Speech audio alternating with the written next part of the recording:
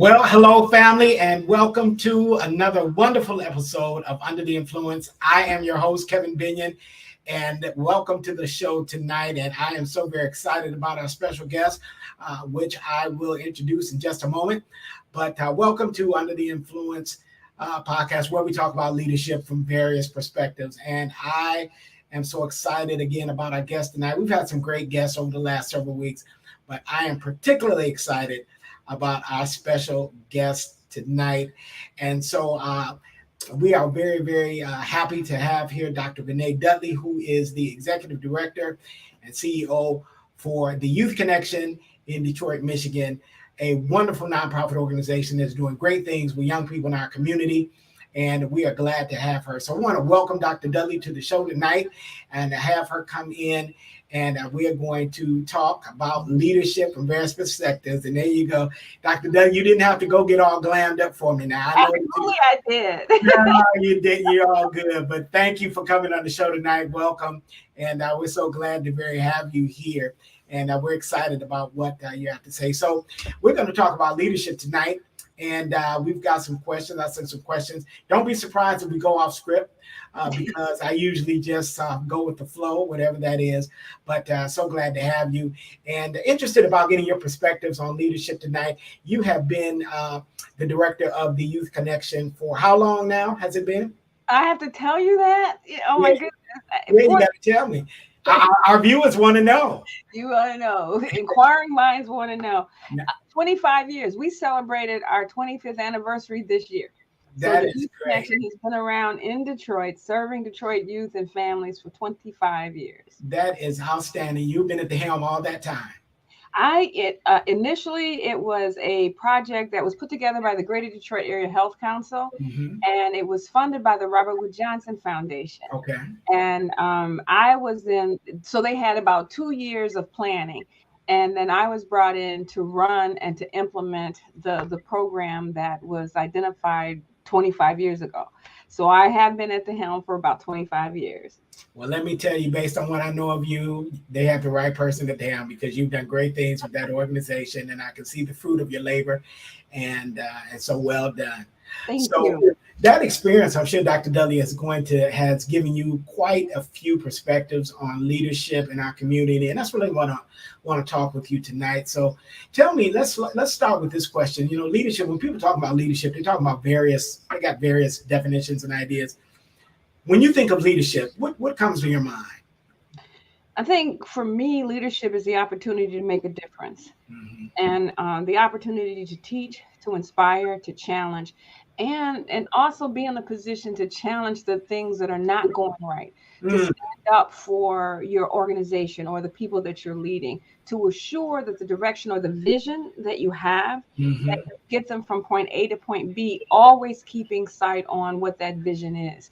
Even though, typically when you have to do your mission, visions, and values, and your visions are the things that you really want to happen that may not, and it's way out there.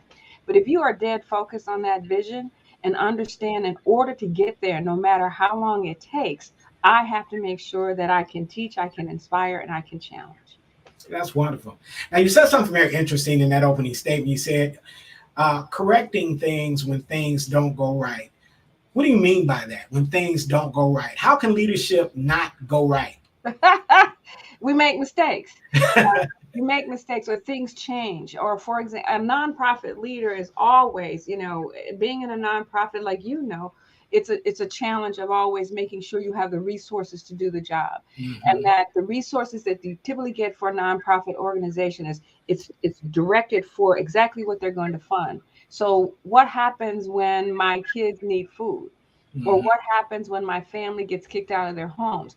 And so you always have those stumbling blocks. You always have those opportunities to say, okay, here it is. Now, what am I going to do about it? And that's what leaders have to do. Like my dad always says, you have to think ahead. Mm-hmm.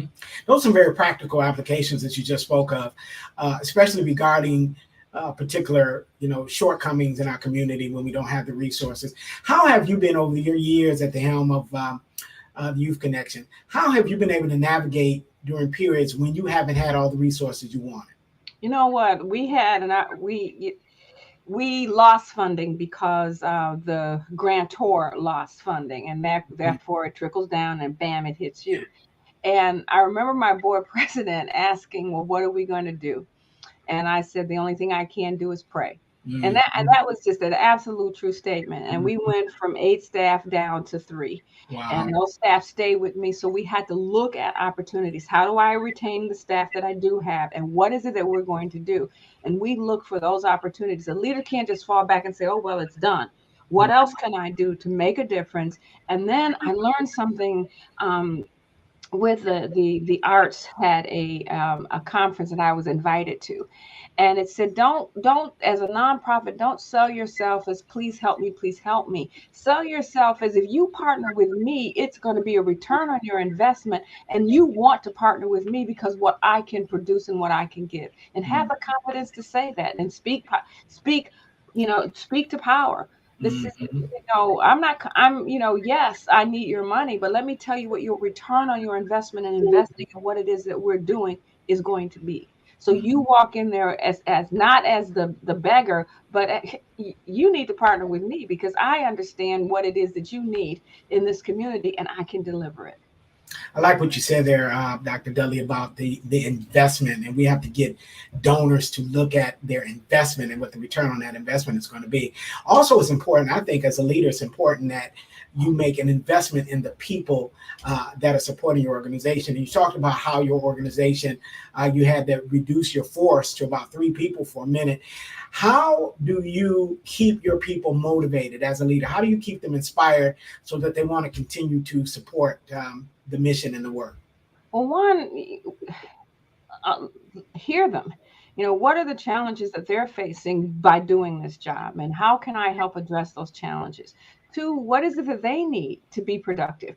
COVID, not our usual things of how we do things right out the box. It just did not. It made us think quickly about what we needed to do in order to provide the services that we wanted to provide for our kids. But I also had to take care of my staff. And so, one example, we had to work from home, and then we had to get resources to them at home. We delivered things to them at home, and I went to every single staff person's home, and then to thank them for hanging in there with us, to make sure that they were okay. All right, and went by their houses, and we had what we call a spirit sticks, and I handmade these stupid. Well, I like them spirit sticks, just saying, hey, this is something from me to you. Hang in there and thank you. All right. Always being mindful that, we've got people working for us that have needs and also need to be challenged, but also need to, have resources too to help them. Mhm. um, People, it's very important when it comes to leadership, very important to me because I understand the people are the heartbeat of any organization. And you seem to have some great people working with you based on those that I have met in your department, which is good. They're very unique, but they're good people. um, Tell me this. What happens when a leader doesn't surround themselves with good people? What happens? You're doing the work. You're doing the work. If you don't surround yourself with good people, then your mission isn't. You can't focus on your mission or your vision. You're going to have to be able to lift the load and do the work. And the challenge is that they represent you. If they're not good people and they're out in the community saying, I'm from the Youth Connection, they're representing my agency and me, and Mm, that's not acceptable. So what you want to do is that if you don't have those good people, how do you make them better, or how do you help them find out where they need to belong, and it may not be with you. mhm. So image is everything, and you talked about that, the representation that your people provide for your organization. One of the challenges that has happened over the last couple of years, especially with COVID, is people finding good people to work and to represent their organizations well. Many organizations have closed their doors. As you well know, many nonprofit organizations were not able to survive, over the last couple of years, which is very sad because many of them did great work. What is it that helped you all to be able to navigate this COVID storm that we've been in the last couple of years? How did you make it? We quickly transitioned. We knew that we had to go to a virtual platform. And so I think it was March 17th when the city, I think either before the city shut down or as soon as the city shut down, we had already provided, state-of-the-art laptops for every single staff, connectivity for every single staff to work from home. We created policies around how to work from home, what to do, and how to log in, and those kinds of things. We also had them be able to connect to their computers at work. So you can connect to your computer at work, and we can also preserve the confidentiality of anything that we're writing about our clients. And then, we met every week, or every other week. We met on Zoom. We talked about our strengths. We talked about our challenges. If they needed something, we made sure they got it, whether I delivered it to them or we had it shipped and mailed from Amazon or whatever.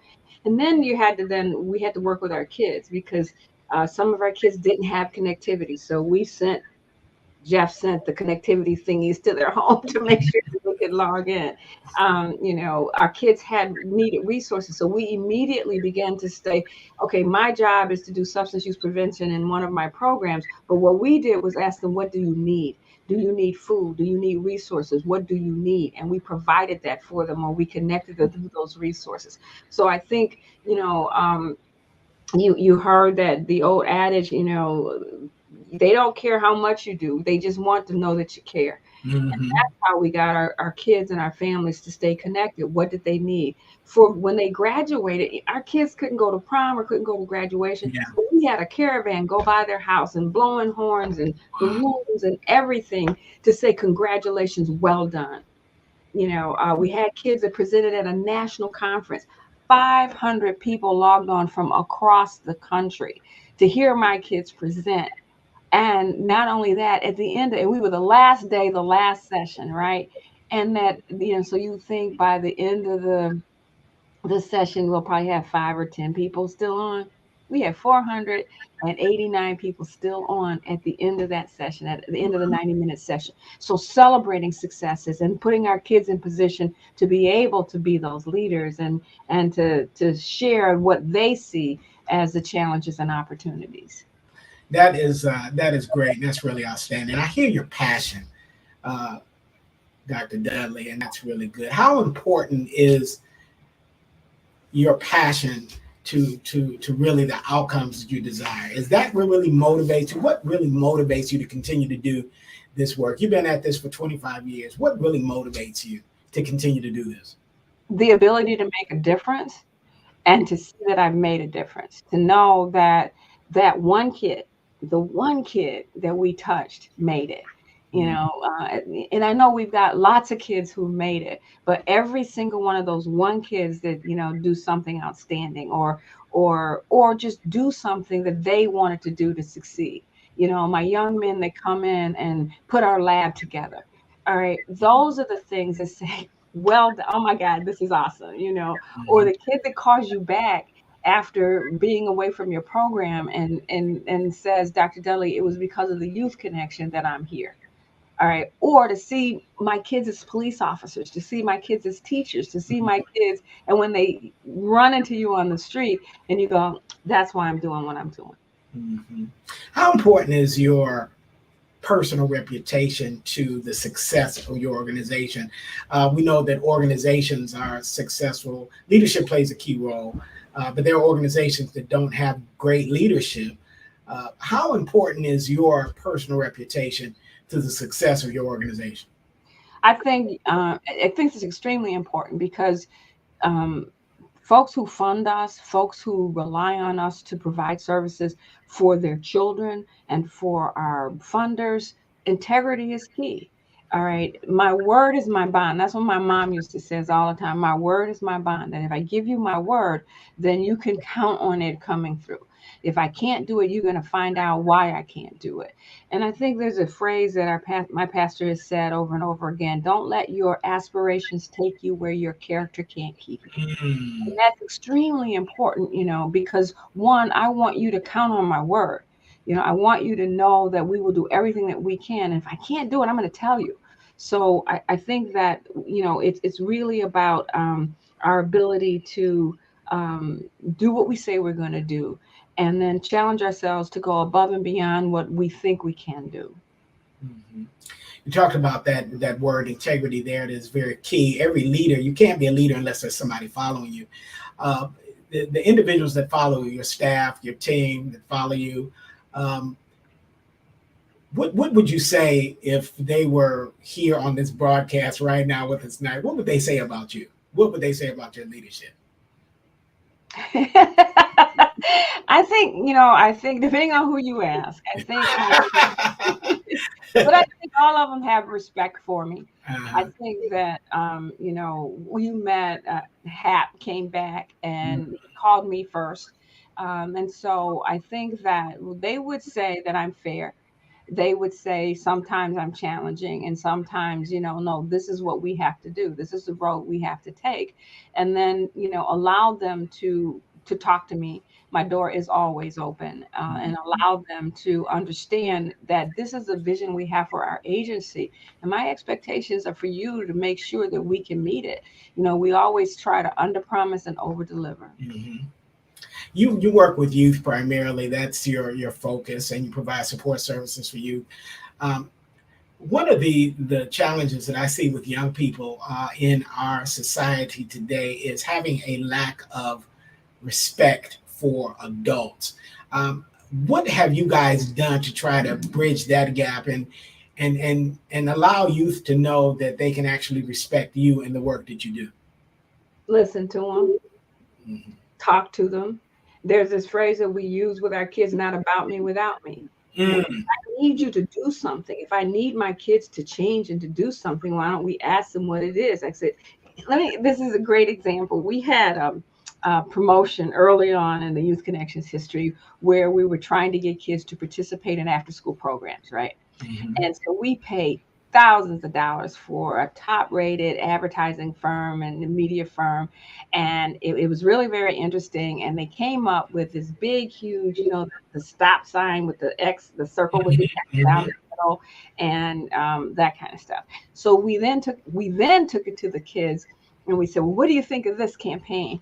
And we had pizza and everything for them. And one the kids said, well, what is it that you want us to do? When we said, well, we want you to participate in after school programs 3 to 8. And they says, why don't you just say that? All right. For pizza, I got the best campaign that we ever had: participate 3 to 8. Because they said, stop telling us what we're doing wrong. mm, Talk to us about what you want us to do.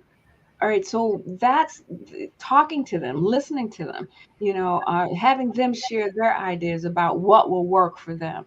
And I think that makes a difference. And if you're there to talk to them, when we were back in person and the kids were coming in, the thing I looked for the most was kids coming to my office and peeking around the corner. Hey, Dr. Dudley, mm, and my response, hey, precious darling, how are you? mhm, To know that they're valued, to know that, hey, when they don't show up, I call, mm. or there's a special opportunity, I call them and say, hey, we've got this opportunity. I really want you to be part of it. And then they said, thank you. And they do it. Well, I don't know if I can do it. Sure, you can. Mhm. What are some of the, you work with a lot of kids, and I know this summer you're going to be working with over 200 kids. What are some of the challenges over the years in this work? What are some of the challenges that you witnessed in the children that you're working with? What are some of the biggest challenges? Remember, we're on the east side of Detroit. Hmm. We're also dealing with kids that may not have as much as they need to have. We're Hmm. also dealing in negative environments around us. Social media, quick information, anything you say, anything you do can be instantly tweeted out or sent out or text out or Facebooked out or Twitter tweeted or whatever. And so part of the challenge is that how do we get our kids to sort of understand how they can, respect themselves, how they, understand that social media piece doesn't go away. Type your name in, and Mr. Binion, your name will come up, and I'll find all kind of information about you. And you didn't even deliver it, and you didn't even have it.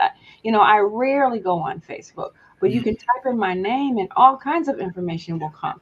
And so part of it is understanding the challenges of social media, understanding an environment that it's a Me Too environment. It's a right now, I need it now, instant gratification environment, and how they need to navigate that environment that they're in, and understand the impact of social media, and the impact of words that you say you can't take back.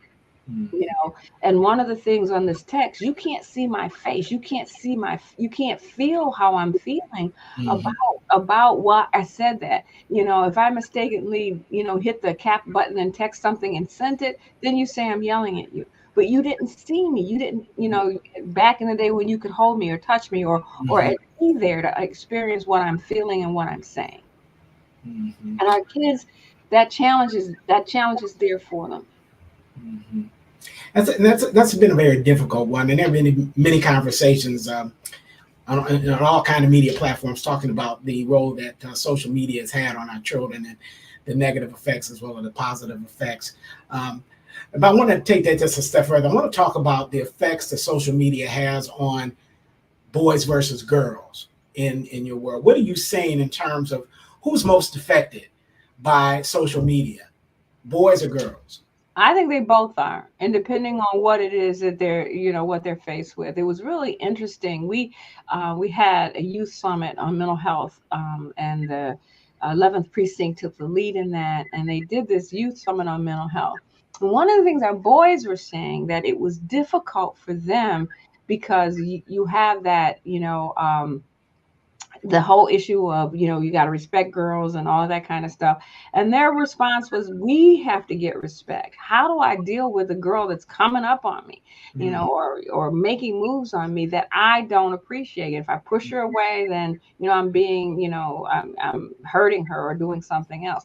So part of it is training our kids, or teaching our kids how to have self-respect, how to carry yourself, how to move through an environment where you think what you do in private is not going to get out. Where texting and sexting and on the social media platforms and things like that, it follows you. So I think both, depending on the circumstances and the challenges, they're both there. The expectations about our black males, the challenges that the black males have in this community, driving while black, being black in the community, and moving or trying to move outside that community and getting arrested, or social justice, the social determinants of health, all impact our kids. Poverty, access. Our school system is, we're ranking fifth. We're the lower 50% of schools in the state of Michigan. All right, school's going to let out probably tomorrow at 100 degrees, because our schools aren't air conditioned. Our schools aren't built. They're old, and they're not built with the new technology, with all the other kinds of things that are going on. So all of those things impact our kids. Drugs are impacting our kids. And so I think that, I don't think boys or girls have it any easier or any better. I think they're both are being impacted by what's going on right out here in the real world. You talked about school systems. I'm very passionate about education. One, as a former educator, because I'm still educating, young people, even in my professional career. But what do we have to do educationally?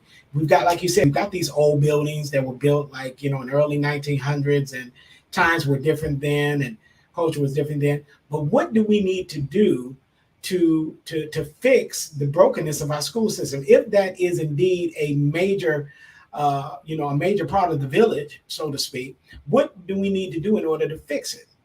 Well, I think the school system, DPSCD especially, they've got new schools that are coming on.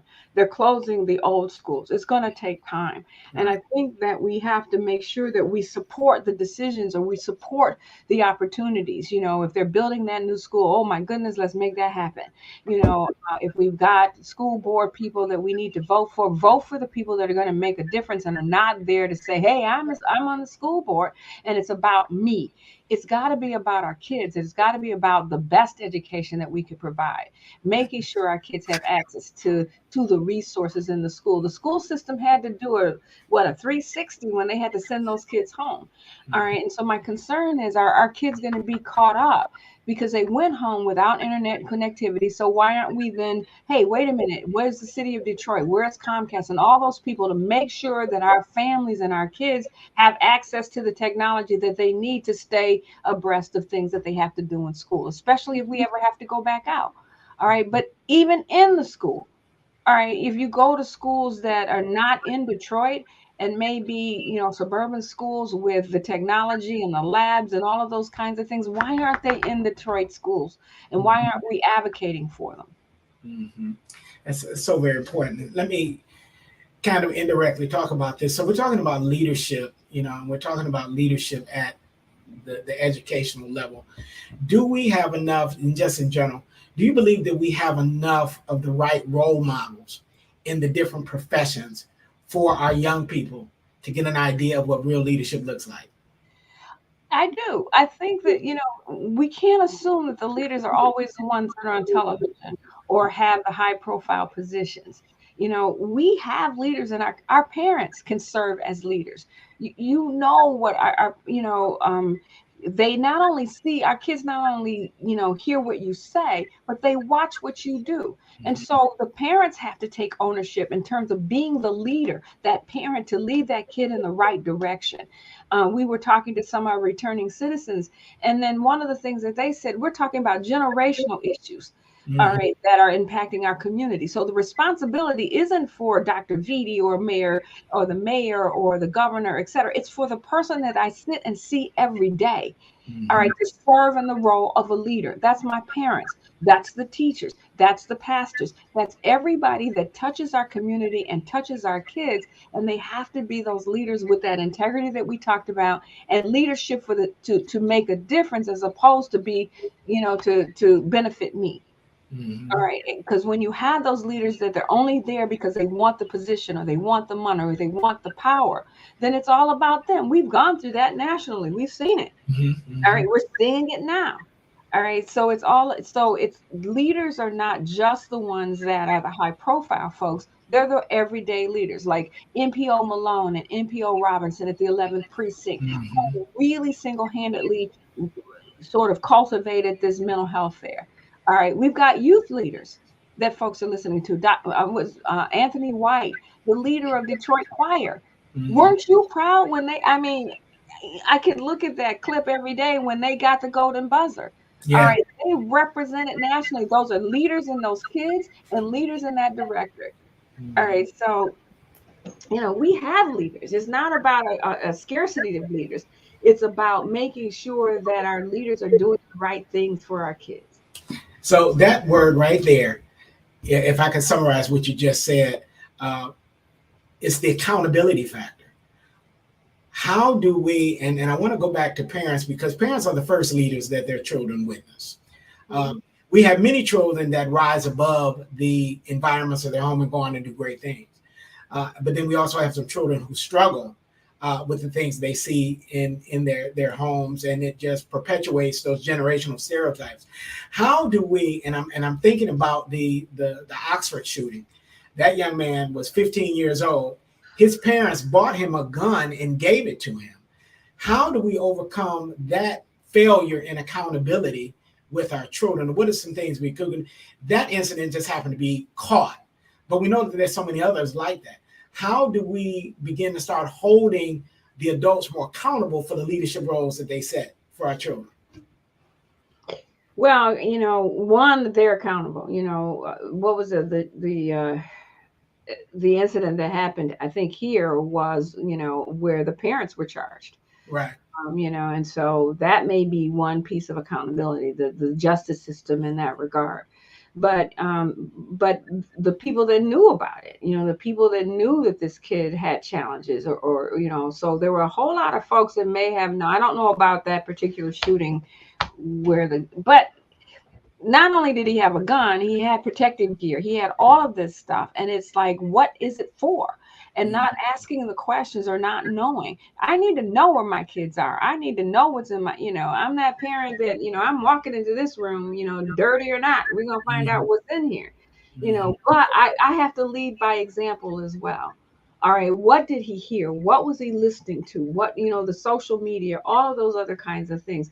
Those are things that we as parents have to be so much more aware of, maybe than when we were growing up, because it wasn't just out there. But we had different challenges. We had the challenges where, I was born in an age where racism was just poster, not for blacks, for whites only, all of those kinds of things. So this isn't far behind us. Our challenges are different. It doesn't mean that they're any less. They're different. And they're just as deadly or just as harmful. And we have to be, as parents, aware of that. We have about ACEs and adverse childhood experiences. And so getting our doctors to work with us, we're trying to work with physicians in our community around ACEs, so that if you can identify ACEs and work with families on ACEs, so they don't repeat the trauma that they've experienced on and on.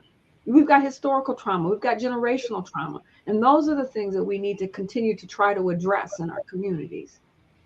How do we bridge those gaps, Dr. Dudley? Because a lot of the things you mentioned, the challenges a lot of them have to do with gaps in our community with the different agencies that are supposed to be working together.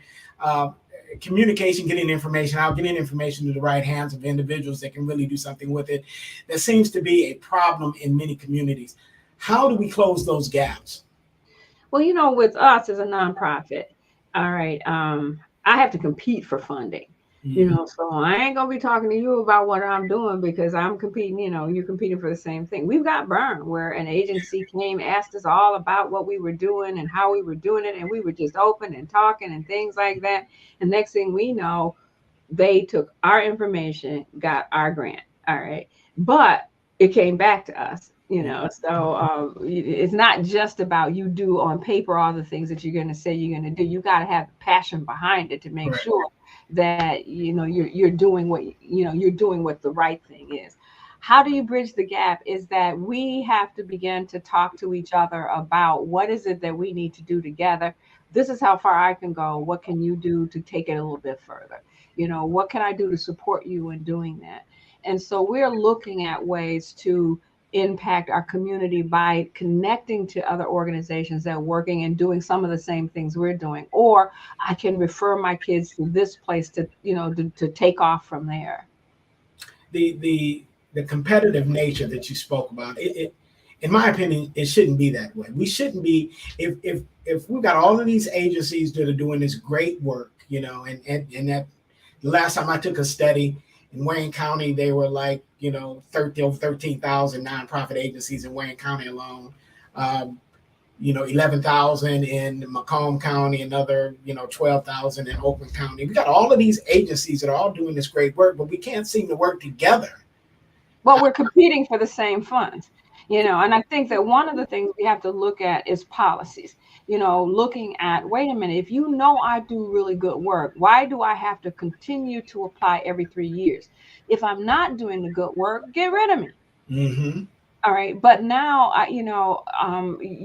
anytime you get this big, huge, grant that's coming down, 20 agencies are going to apply, and maybe we were doing really good work for one funding source, right?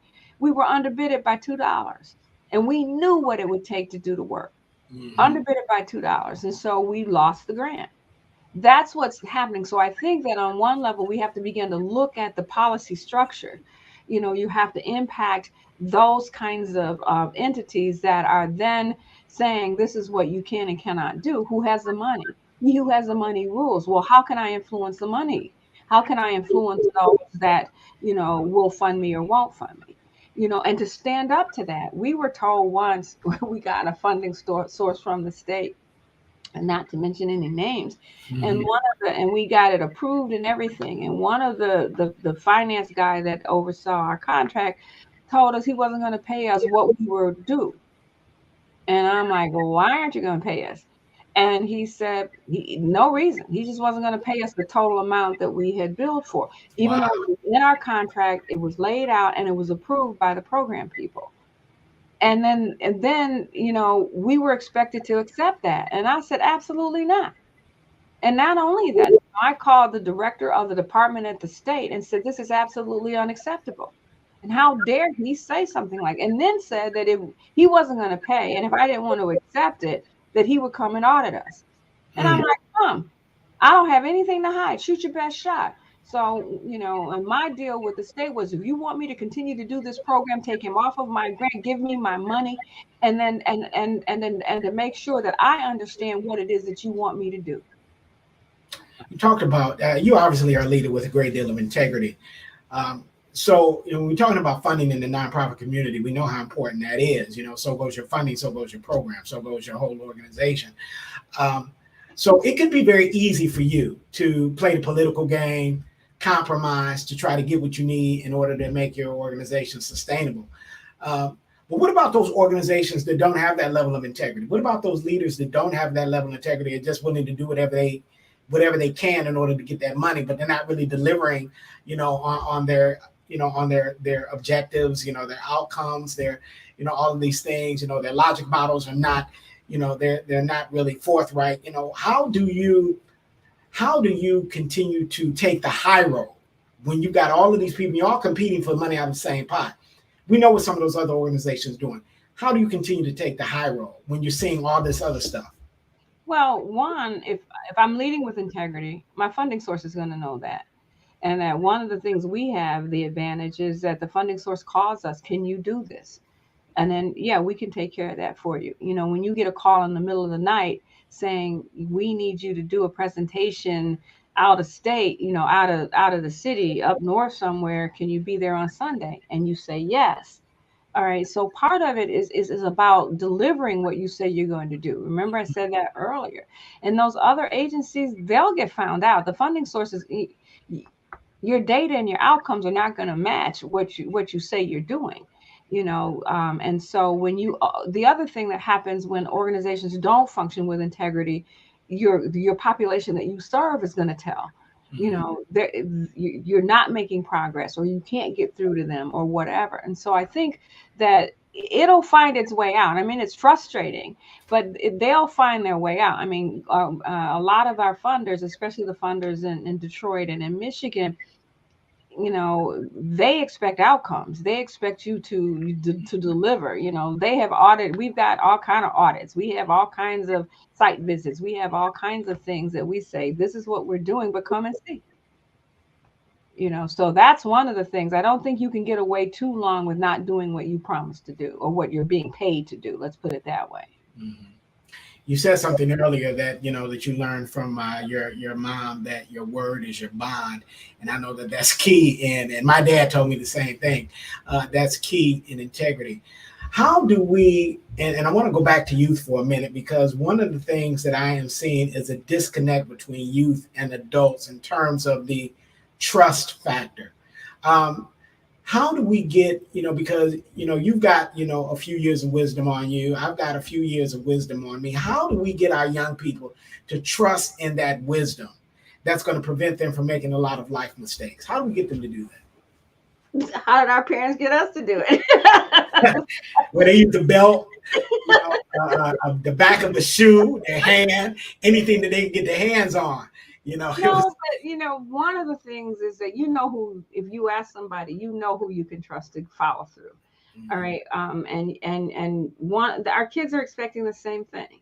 And it's about, when I said earlier, not about me without me. Talk to me about what you want and what you need. Let me tell you what I can do. All right. Tell me what you want to be when you grow up, and let me show you what I can help you do to get there. All right. So the questions that you have to ask them questions, you have to get them to commit to it. And then when they begin to see the success, you got them. Mm-hmm. All right. And don't lie to them. Don't, Yes. and don't, don't make stuff up. If I can't do it, I can't do it. We don't have the resources for you. We don't have the resources for you. We had a young man who was court ordered to find community service, and he came to our agency and he walked into the front door, and Nicole just happened to be standing in the lobby, and he asked, could he do community service with us? And we said yes. All right, and we worked with him, and we got him involved in the national a program that was he learned how to kayak and teach other kids how to kayak, and he was on national television, and we were with the National Park Service. He was a ranger with the National Park Service, and it was just amazing. And that kid now owns his own electrical company. Wow, great. Because we told him what he could do, and we didn't lie to him. And then I came back one day and he was sitting in the lobby crying because he had gone to court. And I'm like, uh-oh, because I thought, oh my goodness, because they were talking about HIDA and getting, not giving a record and things like that. And he said the judge and my staff went to court with him. And the judge said that he was so impressed with what this young man had been doing over the summer that not only did he give him an early release, all right, and he cleared his record. Oh, that's great. Yeah. So that is great. So you're talking then about the importance of, and I've heard you say it often, don't lie to them, don't lie to them, don't lie to them. Do you feel like we've had, as far as leadership goes, that we have discouraged a lot of our young people because they have been lied to so often? And so because of that, they don't have the motivation necessary to do better than what they can. I believe that so many of our young people are they're underachievers. They can do so much more.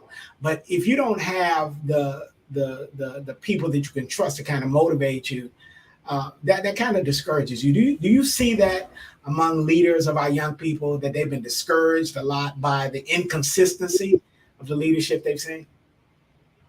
For the young folks that we work with, you have those that have been discouraged. But then my question, then what are you going to do about it?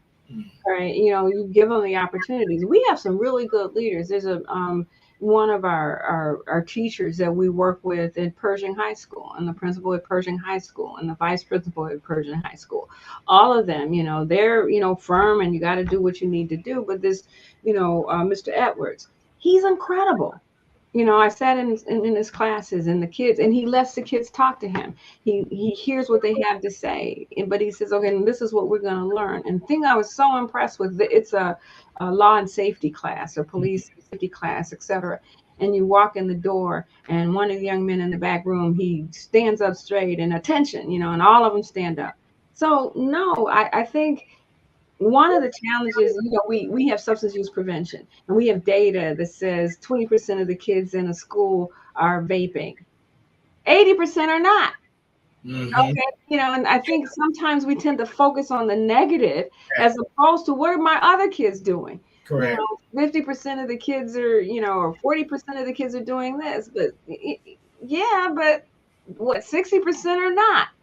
And I think sometimes we got to give that message and say, what our other kids are doing and what it is that they need to continue to be successful. And then how can we then reach out to that 20% and deal with them, but not let the 20% define all of our kids.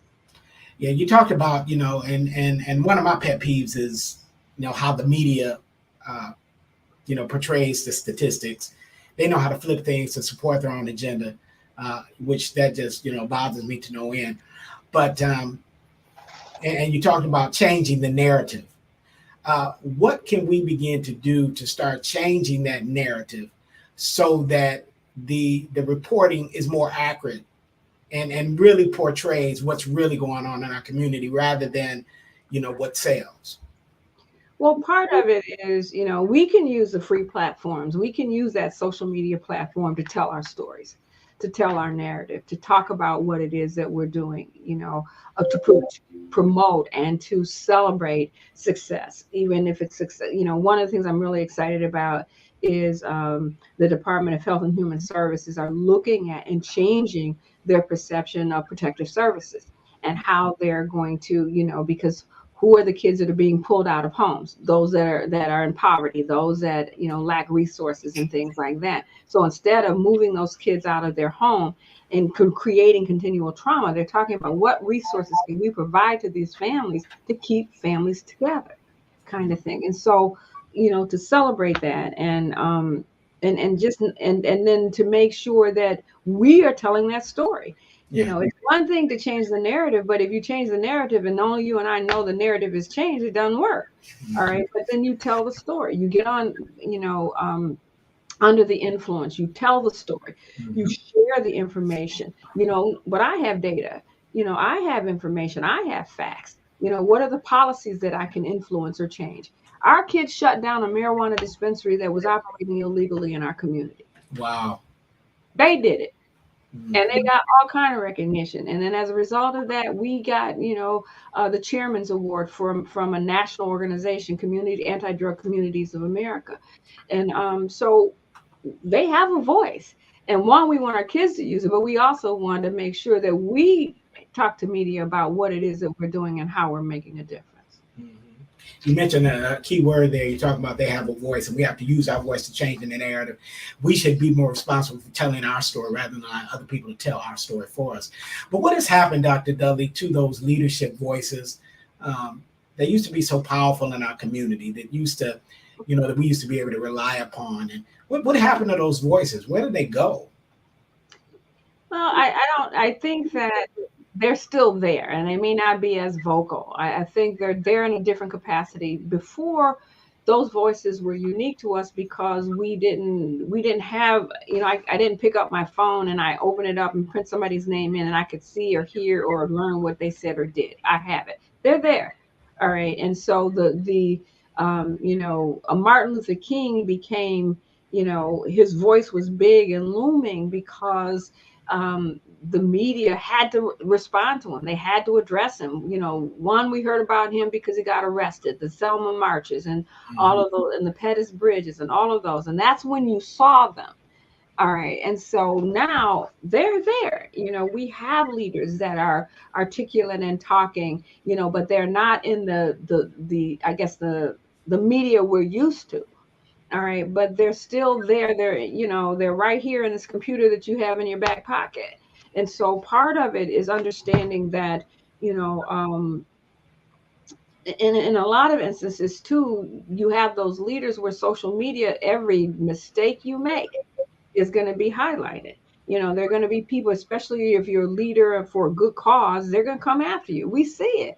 Yeah. All right, yeah, but did you hear about this? That kind of thing. So the leaders are there, and as I said, the leaders take on a variety of form and fashion. They are not necessarily we do have those political leaders. We do have those folks that are who have chosen to be out in the public eye in leadership. But we also have, the Mr. Edwards and the NPO Robinsons and all those folks that are in our community that are also leading and their voices are being heard. Mhm. We talked earlier in the broadcast, Dr. Dudley, about doing the right thing, having integrity. And we're talking about voices. So we've got some young people among us who are very talented, very gifted. They can do some great things. But many of them, because of the pressures that they're experiencing in society, are not speaking up like they should. Yeah, you've heard the saying, snitches get stitches, and all the things that they say among themselves, which kind of dampens, the courageous efforts that they can put forth in terms of being that leadership voice in the community among their peers. How can we get our young people to understand that it is more important for them to take that stand against those things that are not right in their community, as opposed to just being quiet and letting things continue that are not going to benefit them or the other individuals in society? How do we get them to step up? I think one of the things you have to understand the circumstances in which they live in. All right, it's one thing to say you need to talk up, you need to, tell or you got drugs in your community, you need to tell on the drug dealer, but you aren't living that life. You aren't there. All right, the realities are real. I mean, the consequences are real for them. All right, and so how do you put them in a situation where if they share information or you want them to speak up, how do they speak up in a way that also continues to protect who they are? All right. It's one thing for me to, get in my car, drive home away from the youth connection and the community that I work in. All right. It's one thing for me to speak up, because I'm not afraid. I don't live with the same circumstances that some of our kids live in. And so part of the thing is giving them the opportunity to showcase themselves, and then to, what voice do you have? We have a group of kids at Pershing High School now that did phenomenal work, getting folks to do signed drug-free pledges, to talk about and to learn and to share that information. you know um Dope Boys for Change is what they're calling themselves. That's the logo for the school. And so they have spoken up. They have talked to the powers that be about what it is that they want to see in their schools. And the powers that be, the Deputy Superintendent Merriweather came and heard them. She came to their classroom and heard them, but it was my role and responsibility to get superintendent there to say, hey, our kids have something they want to say to you in a safe environment, in a very well put together presentation.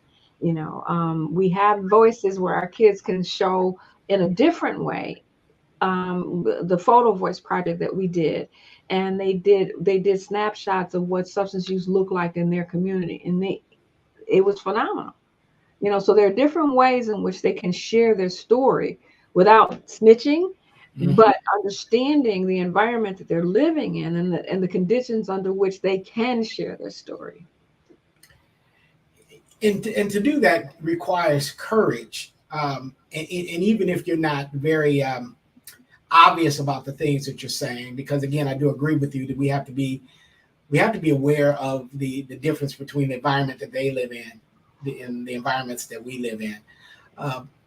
But I really want to focus on, how do I identify those young people that are going to be that next generation of leaders, that are going to have those courageous voices? How do we identify them? We're the elders now, we're the adults, how do we identify them? What should we be looking for in those young people? That talent that they have. You got the artist, you got the one, when you're in a classroom or when you're among your kids, the ones that are going to talk, the ones that are going to speak up, and then making sure you encourage that, making sure it's like the Anthony White in the choir. All right, those kids that wanted to sing, and they and perform. We got performers. We got the kids that can write poetry. We got the kids that really want to do something, and then tapping into that and letting them know that this is a safe environment in which you can have a voice. And so the kids are there. We're taking 4 kids to Florida in July to present in person. And we've done this every year. During COVID, they presented online, like I shared with you. But we've taken kids, and we submitted a proposal to CATCA. They're getting proposals from all over the country. Ours was accepted. All right, and they talked about positive factors, or looking at the positive environments that constitutes ways in which their voices can be heard. We asked them. All right, so I think the kids are there. We have to listen. Yeah. Now you're taking 4 children to Florida, which is great, which means that they're going to have a tremendous amount of exposure. So, are you taking a bus? Or are you flying? How are you getting down there? Oh, I'm flying. I ain't taking no way. Okay, I know, because what is that? 17 hours. So yeah, 17 hours. But the key is exposure. That is some tremendous exposure for those young people. What do we do, Dr. Dudley? And this has been a challenge for me over the last several years. How do we get those children that normally wouldn't get that kind of exposure, that typically fall through the cracks? How do we get them those opportunities that aren't really ready, that aren't readily available to them? How do we get them? And it might not be Florida. It might be something else. It might be someplace a little closer. It might be to Chicago, and or they might go to Wisconsin, or they, someplace else, maybe, a little closer.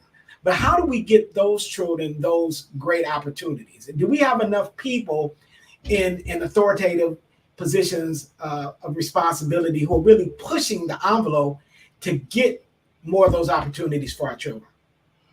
I think, you know, my staff and I are going to be out there doing exactly that. And that there are other nonprofits and other agencies and other churches. Churches are, that's where you first perform. And the Sunday school class came before the church. So our churches have that opportunity, and they have conferences that they can take kids to. We've had our kids present before city council, and their question was, what are you going to do about it? And so, speaking truth to power and all of that good stuff. And so we have venues for that opportunity to happen, and there's our schools, there are churches, there are our community groups, there's our block clubs, there are places that surround children, places where kids live. One thing to do is to look at, who owns this problem with me? Mm. All right. And in our community, who owns the problem of substance use? All right. So one of the things that we're doing is that we're looking for all those places that can serve as protective factors in our communities, our schools, our churches, the doctors, the pharmacists, the barbershops, the beauty shops. All of those are places where our kids go, all right, to get gussied up and prettied up and things like that. So that's a message. That's a place where we can get a message. That's a place where they also, they walk out of that chair looking good. So part of it is understand it's a community effort. It's the block clubs. It's everybody in the community taking responsibility, and the kids know, they know, people in the community know who's in there supporting them. Mm-hmm. Yeah, you talked about the role of the churches. So I remember one of the first trips that I ever took, on that scale was to the Progressive National Baptist Convention, and I was sent there to represent my ministry and actually do a presentation down there. And it was, I was just a young teenager at that particular time, but I remember it because it was such a big deal. And so how did you feel? I felt outstanding. First, I felt outstanding the fact that I was even considered. That was the first thing. But then to be on that scale, among all of those thousands of people, and then to present, it was memorable. And I dare also say, it was life-changing because it let me kind of see a glimpse of my future. And so it was really good. And so that's why I am very passionate about seeing our young people get more of those type of opportunities. And so I'm very glad that you guys are pushing the envelope to make that happen for your young people.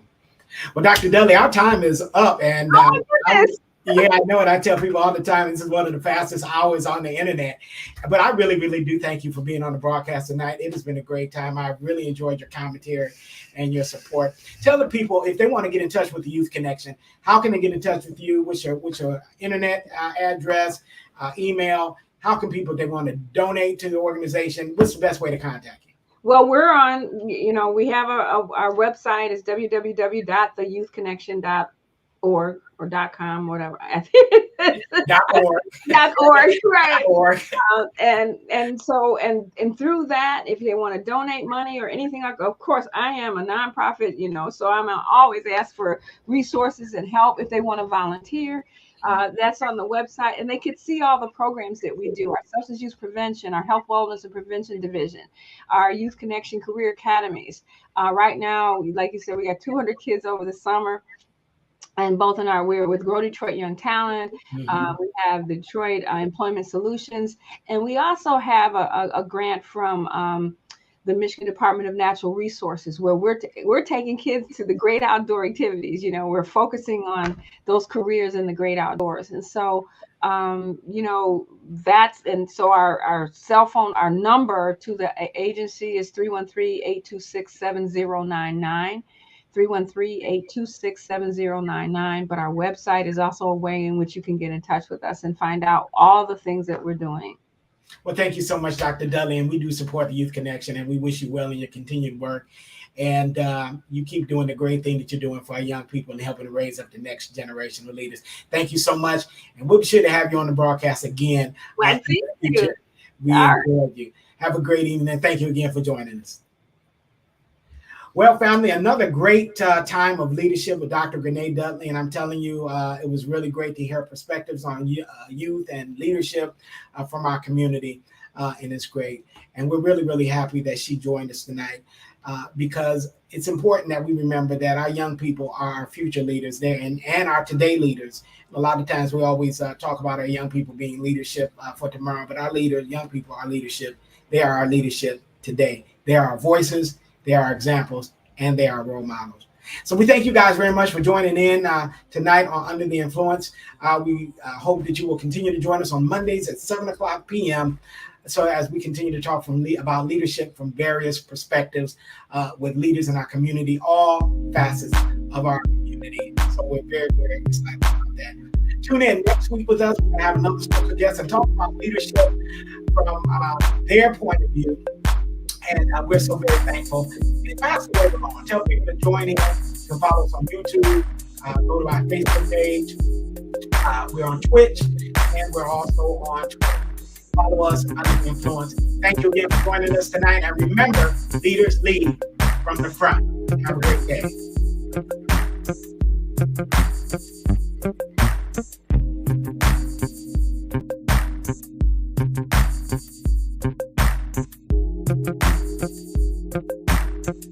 Thank you.